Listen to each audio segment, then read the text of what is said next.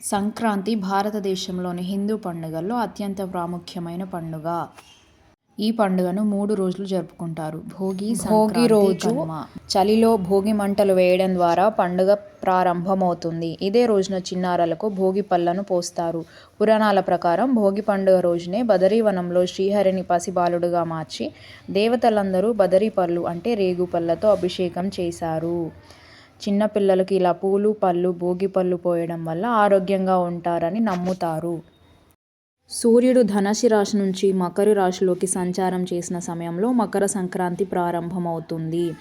ఈ రోజునే సూర్యుడు దక్షిణాయనం పూర్తి చేసుకుని ఉత్తరాయణ పుణ్యకాలాన్ని ప్రారంభిస్తాడు.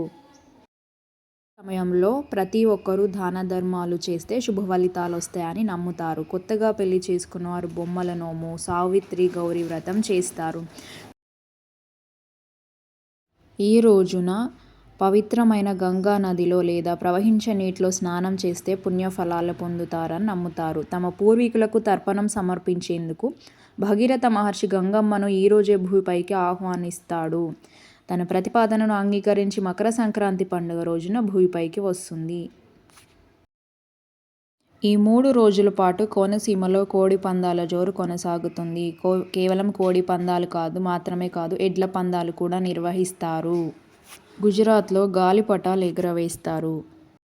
మకర సంక్రాంతి రోజున పిండి వంటలు చేసుకుంటారు, తీపి పదార్థాలు చేసుకుంటారు. దాన ధర్మాలు చేయడానికి పంట చేతికి అంది వచ్చి ఉంటుంది రైతులకు. కాబట్టి హరిదాసులు గంగిరెద్దుల వాళ్ళు వస్తే దాన ధర్మాలు కూడా చేస్తూ ఉంటారు. మకర సంక్రాంతి మరుసటి రోజు కనుమ పండుగ.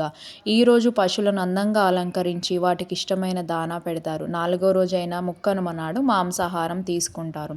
ఇలా 4 రోజుల పాటు పండుగ అంతా పల్లెటూళ్ళలోనే కనిపిస్తుంది. సంక్రాంతి పండుగను కొన్ని రాష్ట్రాల్లో మాఘీ అని కూడా పిలుస్తారు.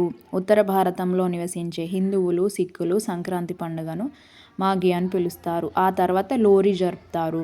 గోవా, ఆంధ్రప్రదేశ్, మహారాష్ట్ర, పశ్చిమ బెంగాల్, కర్ణాటక, తెలంగాణ రాష్ట్రాల్లో మకర సంక్రాంతిగా పిలుస్తారు. మధ్య భారతదేశంలో సుకరాత్ అని, అస్సాంలో మఘ్ బిహు అని, తమిళనాడులో పొంగల్ అని పిలుస్తారు.